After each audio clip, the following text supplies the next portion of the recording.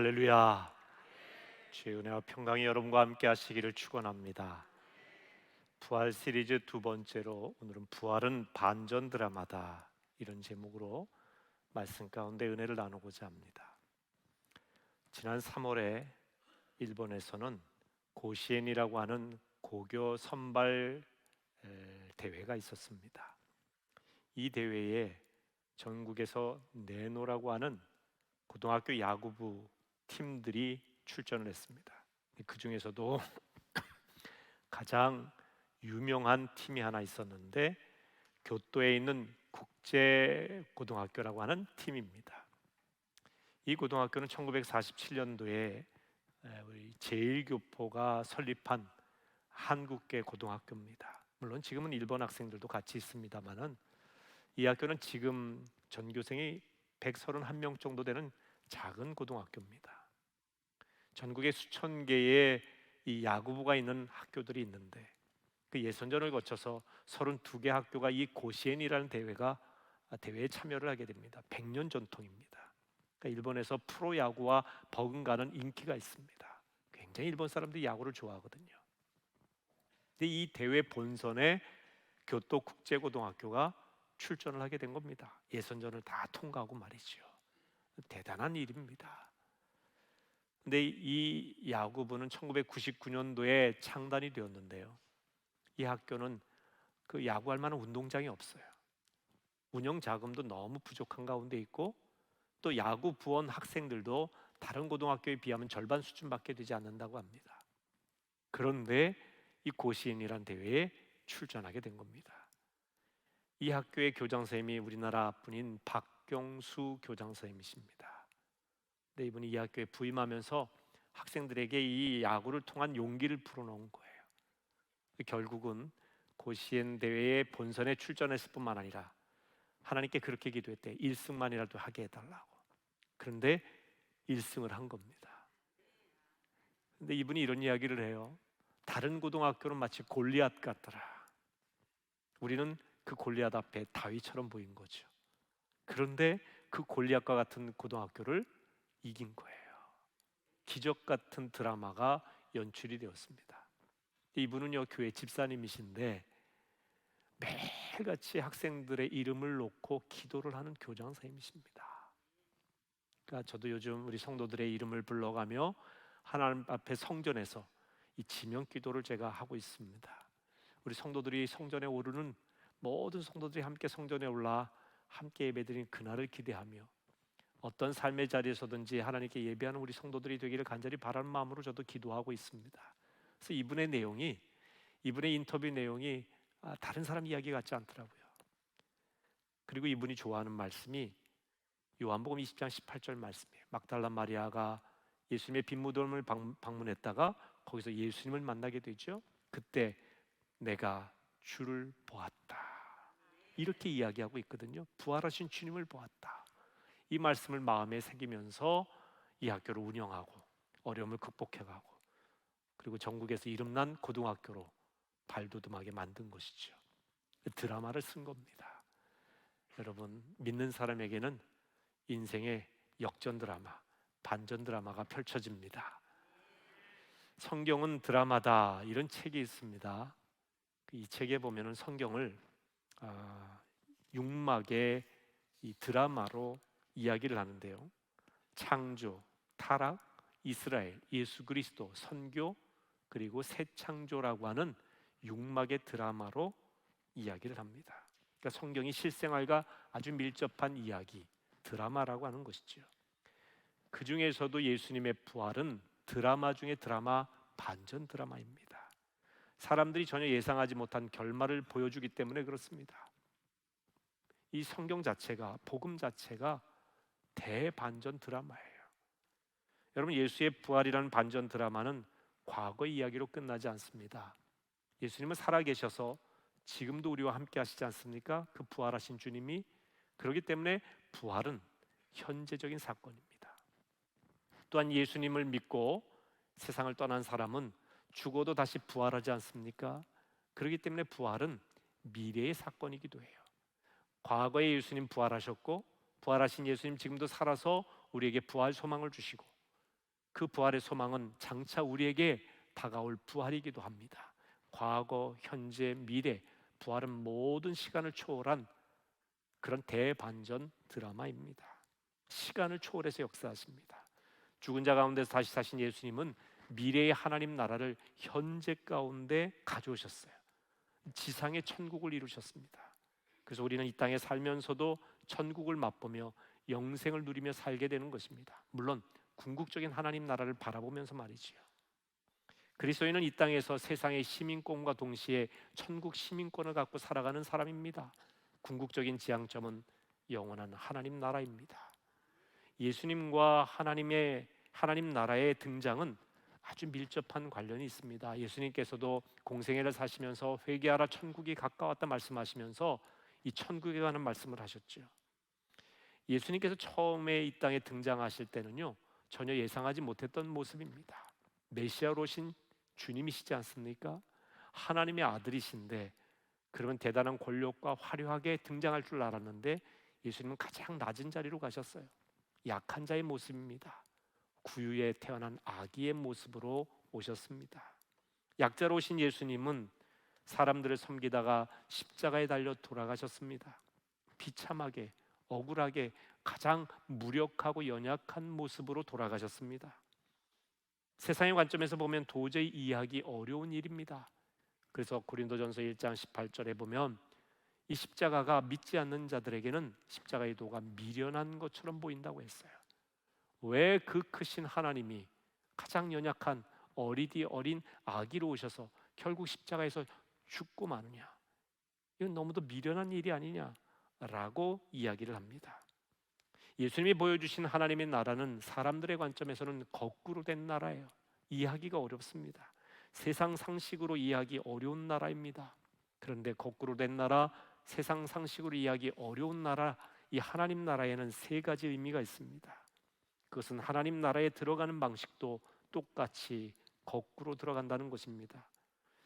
거꾸로 들어간다는 말은 이런 의미예요. 세상의 상식으로 보면 타종교에서도 이걸 추구하는데 자신의 혼신의 노력을 통해서 구원에 이른다고 생각을 합니다.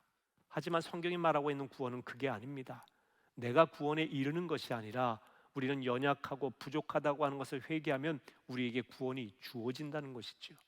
내 선행과 노력으로 구원을 따내는 것이 아니라 그분이 대신 우리의 짐을 져주심으로 우리가 그것을 믿을 때 우리가 구원을 받는 것입니다. 이것이 세상의 상식과는 많이 다른 것이지요. 또 하나는 하나님 나라의 삶의 방식은 권력을 취하는 방식이 아니라는 겁니다. 권력을 취하고 강해지라고 세상 사람들은 그렇게 말합니다. 그러나 성경에서는 예수님처럼 권력을 내려놓고 용서해야 하나님 나라에 합당한 자라고 이야기를 합니다. 또한 세 번째로 세상을 보는 우리의 관점이 완전히 달라진다는 뜻입니다. 하나님 나라를 품고 사는 사람은 유능하고 성공한 사람을 떠받들지 않습니다. 권력 있고 지식 있는 사람에게 아부하지 않습니다. 그들의 비위를 맞추려고 하지 않습니다. 오히려 소외된 사람에 대한 관심을 더욱 크게 갖습니다. 움켜쥐려고 하기보다는 손을 펴서 나누는데 더 힘을 쏟습니다. 세상 사람들과 다르지 않습니까? 그래서 하나님 나라는, 예수님의 이 부활은 반전이요 거꾸로 된 그런 나라라고 하는 것입니다. 하나님은 세상을 구원하시기 위해 강하고 지혜로운 사람들 대신 약하고 어리석은 사람들을 쓰셨습니다.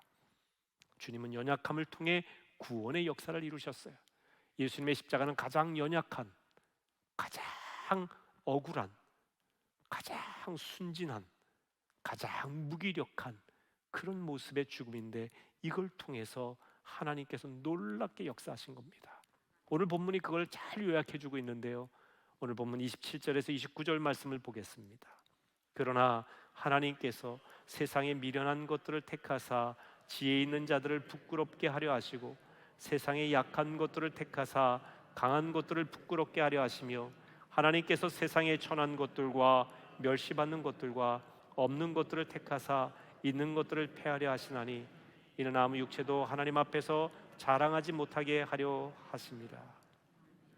오늘 본문은 그러나 이렇게 시작하죠. 그러나, 이 그러나라고 하는 말은 앞에 있는 내용을 뒤집는 반전 접속사입니다. 세상 사람들은 유명한 사람을 추앙합니다. 지혜 있는 사람을 따르지요. 돈 있는 사람에게 고개를 숙입니다. 권력 있는 사람 앞에 벌벌 떱니다. 그러나 하나님은 아니라는 겁니다. 세상 사람들의 방식으로 살지 않는다는 겁니다. 문벌을 따지고 능력을 따지고 지위를 따지는 세상 사람들, 그걸로 사람들을 평가하는 세상 사람들과 같지 않다는 겁니다. 하나님은 미련한 사람을 택하여 지혜로운 이를 부끄럽게 하는 분입니다. 약한 자들을 택하여 강한 이들을 부끄럽게 한다고 하셨습니다. 이것이 하나님 나라의 특징입니다. 대반전이지요. 사람의 생각을 뒤집습니다.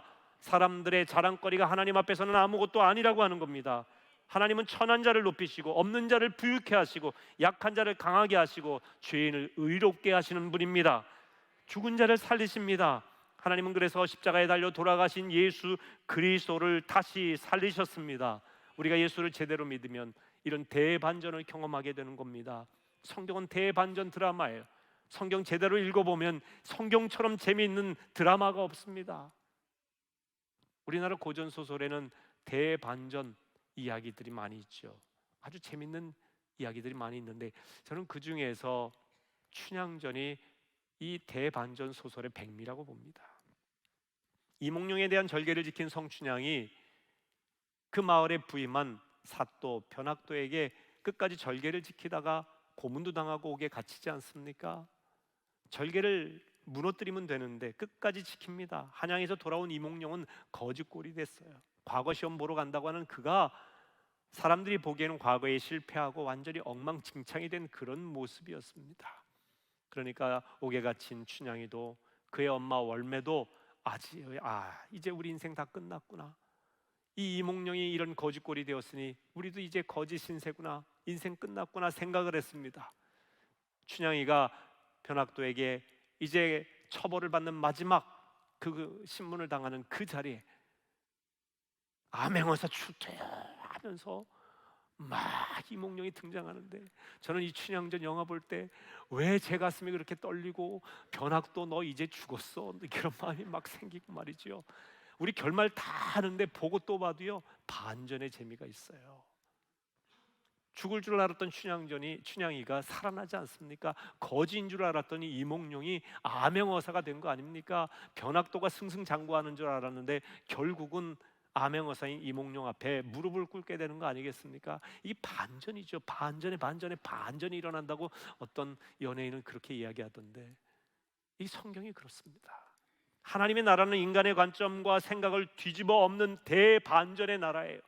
성경은 처음부터 끝까지 하나님의 대반전 이야기입니다. 예수의 부활은 대반전 드라마의 정점입니다. 구약시대로 가보면요 구약시대에는 두 가지 철칙이 있었어요. 하나는 여성들에 관한 것인데 다산과 미모 중심의 여성관이었습니다. 그때 시대 정신 자체가 말이죠. 그래서 아이를 낳지 못하면 큰 죄를 지은 여인처럼 취급을 받았어요. 또 하나의 철칙이 있었는데 그것은 맏아들에게 모든 재산을 상속하는 장자권의 법칙입니다. 그래서 구약 시대에 그 시대의 정신이 그랬다는 거예요. 세상적인 정신이. 근데 구약 성경에 보면 하나님께서는 이런 시대 정신을 깨트리십니다. 보세요. 세상 사람들은 맏아들에게 관심을 가지고 맏아들에게 모든 재산을 물려주고 맏아들 중심으로 살아가는 세상의 이런 정신이었지만 그러나 하나님께서는요 동생들을 쓰셨어요. 가인의 제사 받지 않으시고 동생 아벨의 제사를 받으셨습니다. 하나님께서는 이 이스마엘이 먼저 태어났는데 하갈에게서 난 이스마엘 형을 쓰신 게 아니라 동생 이삭을 쓰셨습니다. 쌍둥이 형제 중에 형 에서가 아니라 동생 야곱을 쓰셨습니다. 야곱의 12아들 중에 첫 아들 루벤을 쓰신 것이 아니라 11번째 아들인 요셉을 쓰셨지요. 여러분 이 다윗 보세요. 8형제 중에 막내예요.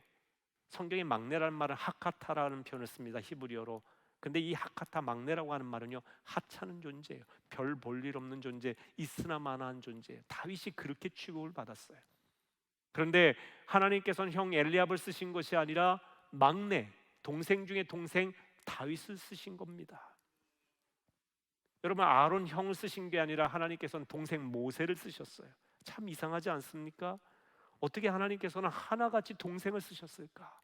동생들이 잘나서 뛰어나서 흠이 없어서 아닙니다. 동생들이 흠이 얼마나 많은지 모릅니다. 야곱은 거짓말쟁이에요. 모세는 말을 잘 못했습니다. 다윗은 어떻습니까? 밧세바를 번함한 그런 중재인이기도 합니다. 그런데 하나님께서 쓰셨어요. 잘나서 쓰신 게 아닙니다. 연약해서 쓰신 겁니다. 부족해서 쓰신 거예요. 여러분, 차이가 뭔지 아세요? 나의 부족함을 아는 거예요. 내가 동생이라는 걸 아는 겁니다. 아는 사람과 모르는 사람, 깨달은 사람과 깨닫지 않은 사람의 차이인 것입니다. 하나님께서 또 여성을 쓰셨어요. 이 부분에서도 하나님은 사람들의 생각을 뒤엎으시지요. 미모와 다산의 여성을 쓰시지 않습니다. 젊은 하갈, 미모의 하갈을 쓰신 것이 아니라 노쇠한 사라를 통해서 하나님께서는 역사하셨어요. 아이를 낳지 못하던 한나, 눈물로 울부짖던 이 한나를 통해서 사무엘을 낳게 하셨지요. 또한 기생 라합을 쓰셨고요, 이방 여인 룻을 쓰셨습니다. 당시 사람들에게 이런 여인들이 아웃사이더입니다. 주류가 아니에요. 소위 비주류입니다. 그런데 하나님께서 이들을 쓰셨습니다. 일반적으로 사람들은 더 힘을 얻고 더 오래 살고 더 성공하는 것을 원하지요. 그런 사람들의 이야기를 듣기를 원합니다. 오늘날 매스컴에서도 그런 사람들을 비춰주지 않습니까? 그런데 성경의 메시지는 다릅니다. 사람들은 1등을 쓰지만 하나님께서는 2등도, 아니 꼴찌도 쓰신다는 거예요. 성경의 일관된 메시지는 하나님은 죽음을 통한 삶과 연약함을 통한 승리를 주신다는 겁니다. 다윗의 예를 들면 골리앗 앞에 다윗은 얼마나 연약한 존재입니까? 전쟁의 경험도 없습니다. 무기도 제대로 갖춰져 있지 않습니다. 목소리도 엘라 골짜기를 쩌렁쩌렁 울리던 이 골리앗 앞에 이 다윗의 목소리가 들리기나 했겠습니까? 말도 안 되는 싸움이죠. 근데 말도 안 되는 이 싸움에서 누가 이깁니까? 다윗이 이깁니다. 당시 사람들도 그렇게 예상했을까요? 이건 싸우나 마나다, 이거는 패배가 뻔한 일이다 라고 다 예상을 했겠죠. 아마 100이면 100 그렇게 예상을 했을 것입니다. 그런데 다윗이 이겼습니다. 강했기 때문에 승리한 게 아니라 다윗이 약했기 때문에, 너무나 약했기 때문에 하나님을 의지하지 않으면 이길 수 없는 싸움이라는 걸 다윗은 알았던 것이지요. 그래서 나는 만군의 여호와의 이름을 의지하여 가노라. 골리앗과의 싸움을 나와 골리앗과의 싸움으로 만들지 않고 골리앗과 하나님과의 싸움으로 만드는 것입니다. 결국 하나님이 이기셨죠. 골리앗 100명, 1000명, 수억 명을 갖다 놔도 어떻게 우리 하나님을 이기겠습니까? 하나님을 의지한 다윗 승리했습니다. 이스라엘이 승리했어요. 대반전이 일어난 것입니다. 여러분, 내가 연약함을 고백하는 그 사람을 하나님께서 쓰시는 겁니다.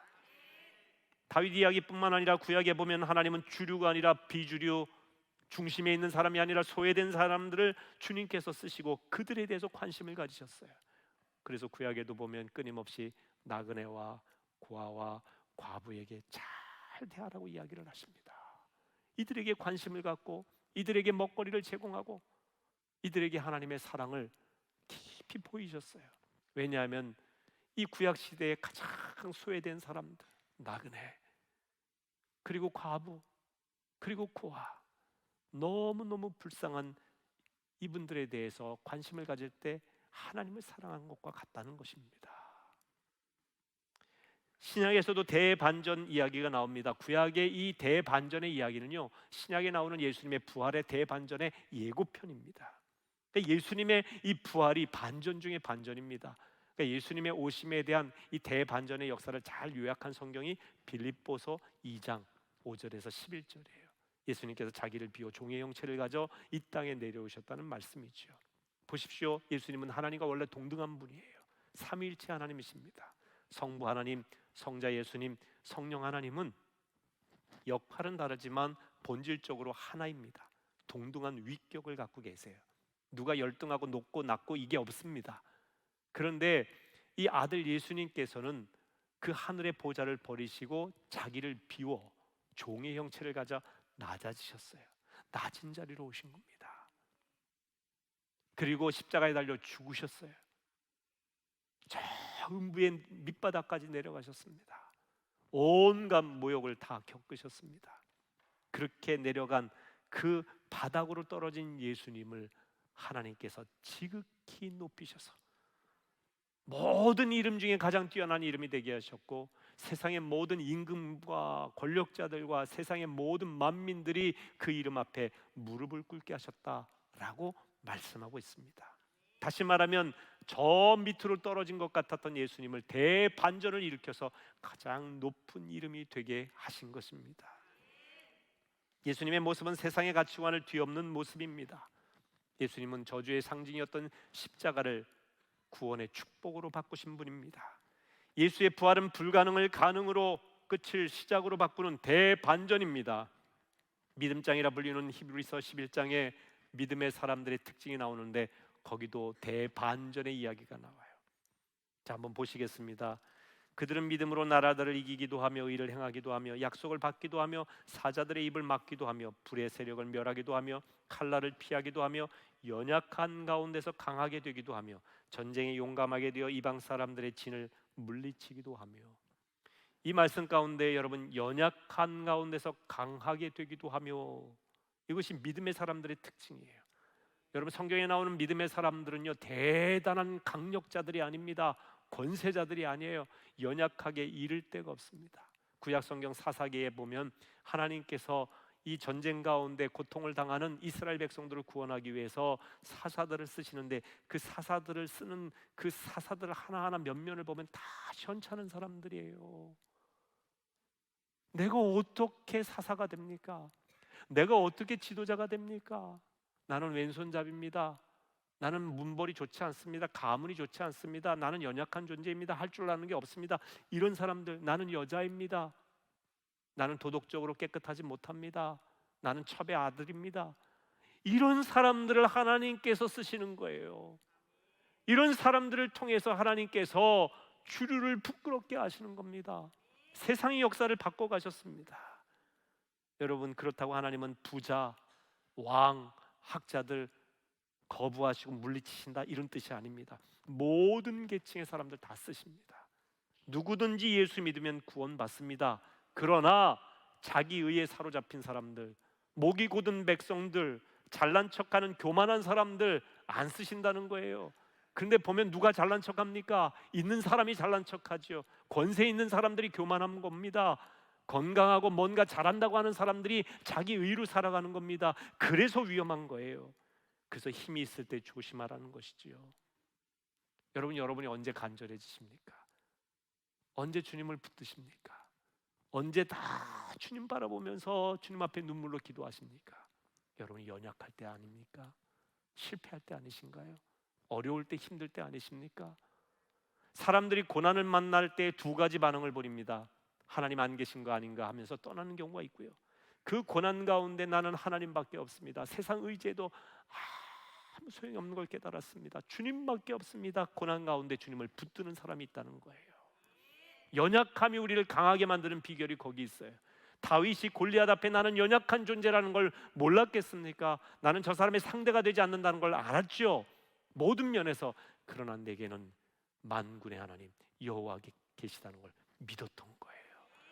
나는 연약하지만 그분은 강하시다는 거죠. 예수님은 부자가 하나님 나라 들어가는 것이 낙타가 바늘귀로 들어가는 것보다 어렵다고 하셨어요. 당대의 생각을 뒤집어 엎으신 겁니다.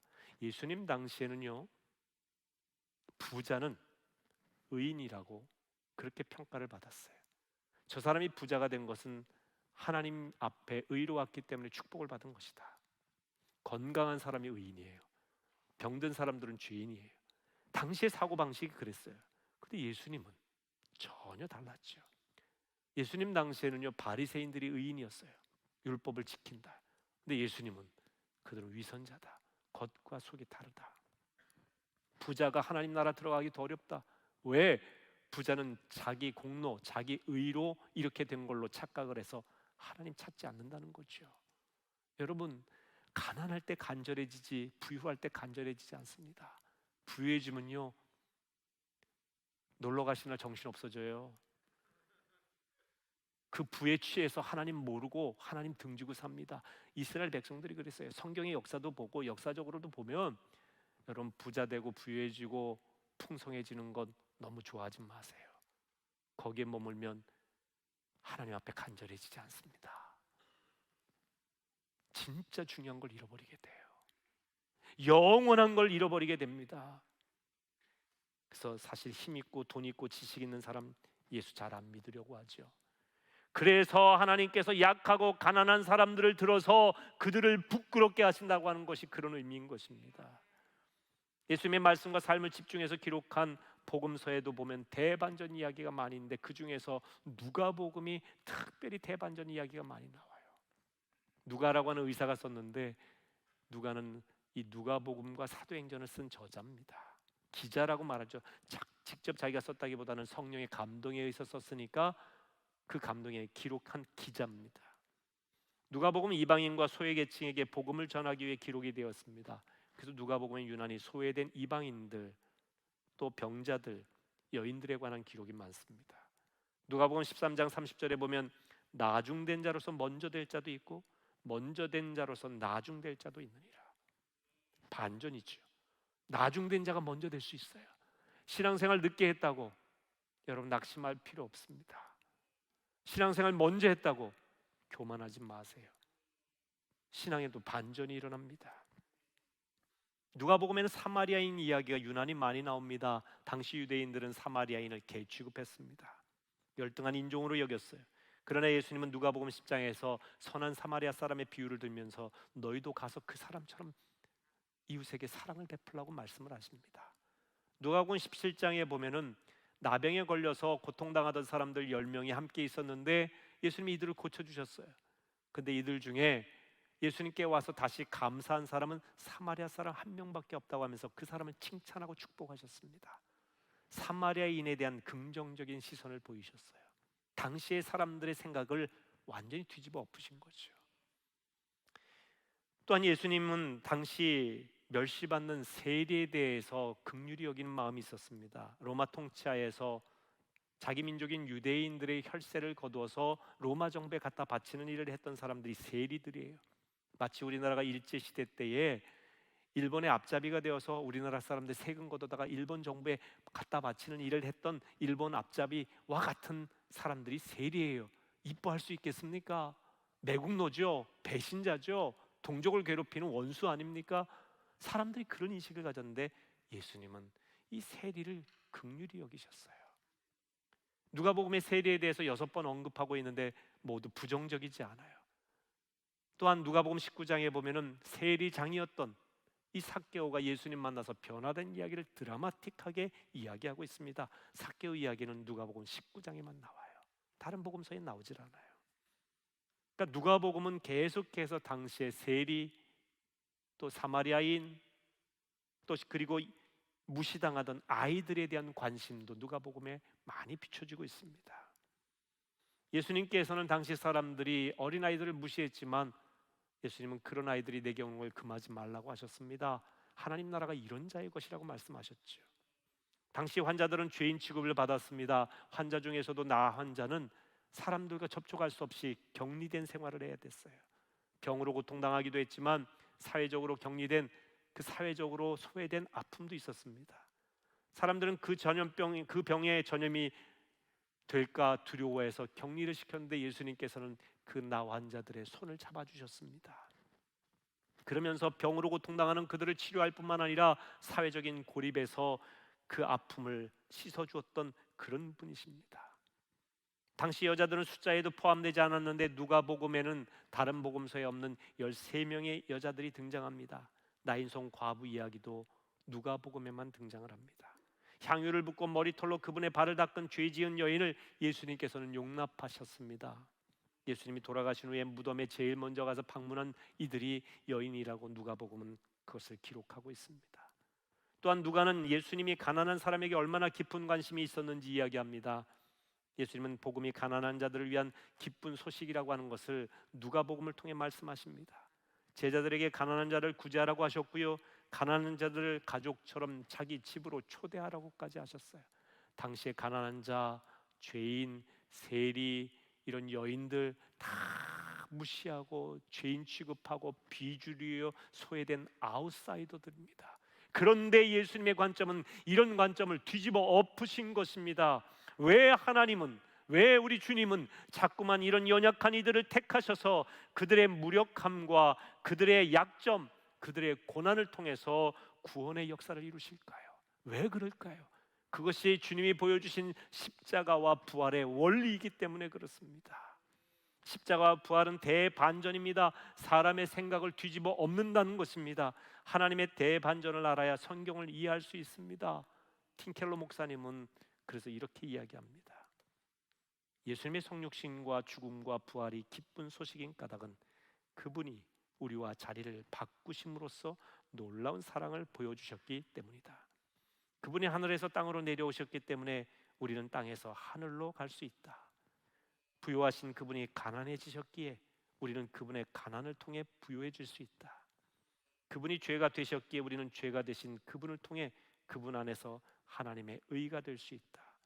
그분에게 저주가 임했기에 우리에게 복이 미친다. 이것이 복음이다. 기가 막힌 이야기죠. 그분이 저주를 받으셨기 때문에 우리에게 복이 된 거예요. 그분이 죽으셨기 때문에 우리가 살아나는 거고, 그분이 죄인처럼 달려 돌아가셨기 때문에 우리가 의인이 된 것이고, 그분이 땅에서 내려오셨기 때문에 우리가 하나님 앞으로 갈 수 있는, 하늘로 갈 수 있는 길이 열리게 된 것이고, 대반전이죠. 자리를 막 바꾸어 주신 것입니다. 저 밑바닥 인생, 죄인으로 멸망당할 그런 인생인 우리가 하나님의 자녀가 되는 놀라운 역사가 생기게 된 겁니다. 예수님은 세상에 오셔서 나는 똑똑하고 강하고 능력 있다, 너희도 나를 본받아라, 나처럼 되어라, 그렇게 말씀하시지 않았어요. 너희도 노력하면 나처럼 될 수 있다라고 그렇게 말씀하시지 않았습니다. 오히려 그분은 연약한 우리 인생을 아시고 자리를 맞바꿔 주셨습니다. 나만큼 올라오라고 하신 것이 아니라 예수님이 우리의 자리로 내려오시고 우리를 그 자리로 올리신 거예요. 타 종교에서 가르치는 구원은 주로 올라가는 방식이죠. 내가 선행, 공독, 깨달음, 인식의 전환, 도덕과 윤리적인 삶을 통해서 구원에 이르고 천국에 올라갈 수 있다, 신에게로 올라갔나, 이렇게 이야기를 합니다. 그럼 우리 기독교의 구원, 앞에서도 말씀드린 것처럼 하나님의 아들 예수님이 우리에게 내려오심으로써 이루어진 겁니다. 구원을 위해 너희가 뭘 하려고 하지 말라고 말씀하십니다. 내가 다 했다. 너희들이 짊어져야 될 짐은 내가 짊어진다. 그러니 믿기만 하라는 거죠. 구원의 대반전이에요. 예수께서 십자가 지셨고 그리고 예수께서 부활을 하신 겁니다. 우리는 예수께서 하신 모든 일을 믿음으로 받아들이기만 하면 하나님의 백성으로 살아가게 되는 것입니다. 앞으로가 아니에요. 미래에만 이루어지는 일이 아니라 지금 그렇게 살아갈 수 있다는 것입니다. 여기서 끝나면 안 됩니다. 우리가 부활의 소망을 품고 사는 그리스도인이라면 이 세상에서 이제 반전의 삶을 살아야 됩니다. 여러분이 반전 드라마를 쓰셔야 됩니다. 어떻게? 첫째는, 가장 우선적인 반전의 삶은요, 자신의 무력함, 자신의 결핍, 자신의 연약함을 철저하게 인정하는 겁니다. 하나님, 저는 죄인입니다. 왜 예수님께서 이 땅에 오셔서 공생애를 사시면서 제일 먼저 선포하신 메시지가 회개하라, 하나님 나라가 가까이 왔다일까요? 회개하라입니다. 회개하라. 예수님은 희망부터 메시지를 전하신 게 아니에요. 희망을 받아들일 우리 마음의 결핍의 공간, 예수의 희망을 받아들일 공간이 필요해. 회개하라. 예수님이 약해지시고 부끄러움을 당하시고 낮아지심으로 진정한 힘과 영광을 얻으셨듯이 너희도 낮아지라는 겁니다. 무력함을 고백하라는 겁니다. 너희도 없음을, 결핍을 인정하라는 겁니다. 연약함과 죄를 인정하고 회개할 때에 하나님께서 높여주시겠다는 겁니다. 여러분이 높아지는 게 아니에요. 우리가 기도하면서 연약함을 고백할 때 성령이 우리 연약함을 도우사 우리로 하여금 새 힘을 얻고 주의 일을 할 수 있는 능력을 주실 겁니다. 내 힘으로 하는 게 아니라 그분이 내 안에서 일할 수 있는 힘을 주시는 거죠. 언제? 연약합니다. 부족합니다. 나는 가진 게 없습니다. 결핍을 고백할 때 말입니다. 두 번째, 우리가 반전 드라마를 쓰기 위해서는 일반 사람들이 갖는 복수심이 아니라 용서의 사랑을 가져야 되는 것입니다. 그리스도인은 복수가 일반화된 세상의 상식을 깨뜨리는 용서를 가져야 됩니다. 눈에는 눈, 이에는 이로 맞서는 것이 아니라, 과거에는 그렇게 얘기했지만 예수님 다시 말씀하시죠. 원수까지도 사랑하라고. 다윗이 이런 기도를 합니다. 나는 사랑하나 그들은 도리어 나를 대적하니 나는 기도할 뿐이라. 나는 사랑하는데 그들이 나를 대적해서 나를 어렵게 만들어. 내가 도저히 참을 수 없어. 내가 할 만큼 했어. 그러니 나도 너희들을 가만두지 않겠어. 이런 것이 아니라, 다윗이 힘이 없는 사람이 아니지 않습니까? 능히 그럴 만한 힘이 있었어요.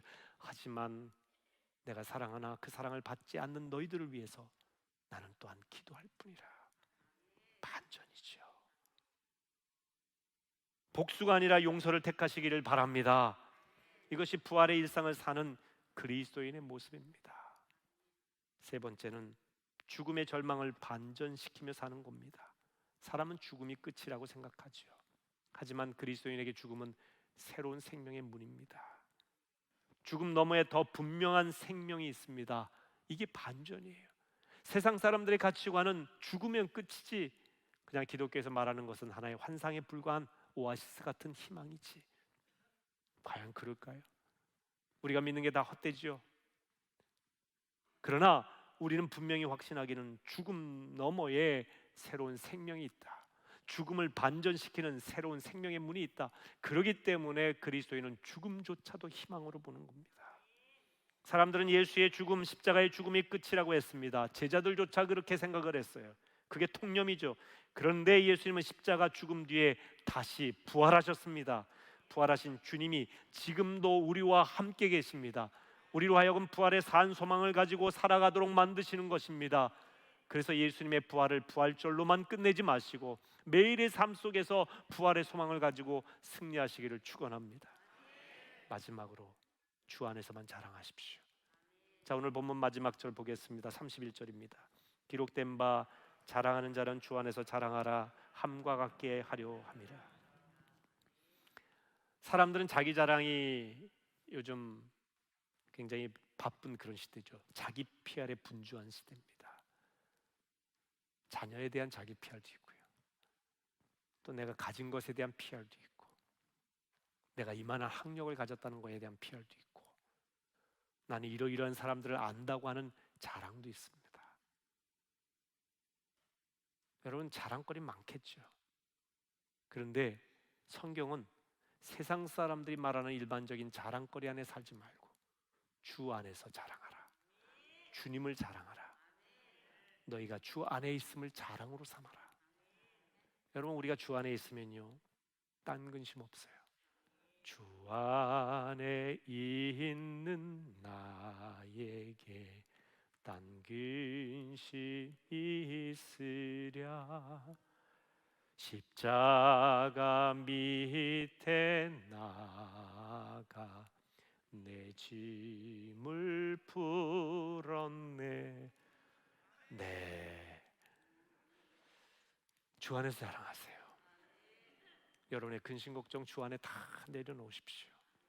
세상 사람들이 자랑하는 것 갖지 못하면 그것 때문에 마음에 실족하고 괴로워하죠. 근데 예수 믿는 우리는 예수 믿으면서도 가장 위대하신 그 예수님을 품고 있는데, 부활하신 예수님이 함께 하시는데, 세상 사람들이 갖지 못한 그것을 갖지 못했다고 똑같이 절망하고 좌절하고 낙심하고 슬퍼하면, 근심하면 그 어찌 하나님 앞에 신앙인이겠습니까? 세상의 자랑거리가 아닌 주 안에 있는 것 자체가 자랑거리고, 예수를 믿는 것 자체가 영원한 소망임을 확신하며 살아가신 여러분 모두가 되시길 주의 이름으로 축원합니다. 요즘 부동산 투기 때문에 열풍이 분다고 하죠. 아파트 값이 들썩들썩하죠. 여러분, 집 없는다고 걱정하지 마세요. 우리에게 하늘의 집이 있지 않습니까? 소망이 있지 않습니까? 아파트 평수가 넓지 않다고 너무 낙심하지 마세요. 우리에게는 끝없이 펼쳐진 영원한 하나님 나라의 소망이 있지 않습니까? 근데 그 소망을 미래적인 소망으로만 생각하지 말고 오늘의 우리의 삶 가운데 부활의 소망의 일상을 살아가면서 오늘도 그것을 마음의 큰 기쁨과 소망으로 삼고 오늘도 승리하며 살아가신 여러분 되시기를 주님의 이름으로 축원합니다. 기도하시겠습니다. 하나님, 반전의 주인공이신 우리 주님, 세상 사람들의 생각과 일반적인 가치관을 깨뜨리시고 약한 자를 강하게 하시고 천한 자를 높이시고 무능한 것 같은 자를 유능하게 만드시고 없는 것 같은 이들을 가장 많은 것을 소유하게 하시는 우리 주님이심을 믿습니다. 주님의 십자가가 끝인 줄 알았는데, 돌아가시는 것이 끝인 줄 알았지만 대반전의 역사, 부활의 역사가 일어난 것처럼 우리 사랑하는 성도들의 삶도 반전이 있음을 믿게 하여 주시옵소서. 우리의 일상의 삶에 부활하신 주님 모시고 살아가면서 날마다 주 안에서 승리하는 인생 다 되게 하여 주시옵소서. 하나님, 사람들은 미워하고 원수 맺지만 우리는 그런 사람들조차 용서하는 반전의 삶을 살게 하여 주시옵소서. 내 삶에 부족하고 연약한 것이 많지만 연약하기에 우리 주님께서 더 강하게 역사하심을 믿게 하옵소서. 그래서 사도 바울이 나는 약한 데서 강하여진다고 고백한 것처럼 우리의 약함이 하나님께서 쓰시는 강함이 될 줄로 믿습니다. 우리 성도들 실망하지 말고 낙심하지 말고 부활의 소망을 가지고 날마다 승리하게 하옵소서. 예수님의 이름으로 기도하옵나이다. 아멘.